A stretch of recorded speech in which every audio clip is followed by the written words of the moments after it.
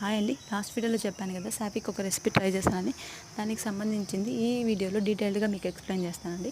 Chicken బాగా wash చేసుకున్న తర్వాత ఒక బౌల్లో చికెన్, కొంచెం పసుపు, కొన్ని పాలు, మీ డాగ్ తినే వెజిటేబుల్స్ అవి ఏవైనా సరే.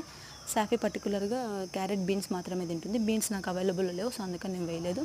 ఇంకొక ఇంగ్రీడియంట్ కూడా ఉందండి, అది కంప్లీట్గా ఆప్షనల్. మీ డాగ్ తింటుందంటే టొమాటో పేస్ట్ వేసుకోవచ్చు, తినకపోతే ఇట్స్ కంప్లీట్లీ ఆప్షనల్. సాఫీ తింటుంది, బట్ కానీ నాకు ఆ రోజు అవైలబుల్ లేదు, మా ఏరియాలో పవర్ పోయింది, సో అందుకు నేను వేయలేదన్నమాట. ఇవన్నీ వేసుకున్న తర్వాత కొంచెం వాటర్, చికెన్ వెజిటేబుల్స్ ఉడికేదానికి కొంచెం వాటర్ పోసుకొని 15 to 20 minutes లోపల కుక్ అయిపోతుంది.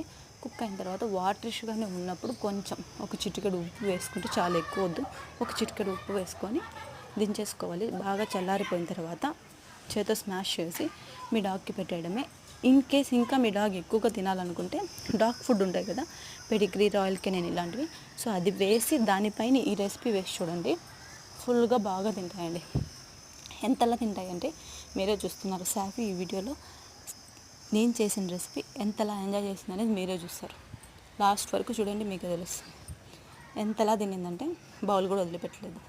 సో ఇలాంటి వీడియోస్, ఇలాంటి రెసిపీస్ ఇంకా కావాలంటే ముందు మన ఛానల్ సబ్స్క్రైబ్ చేసుకోండి. Thank you for watching.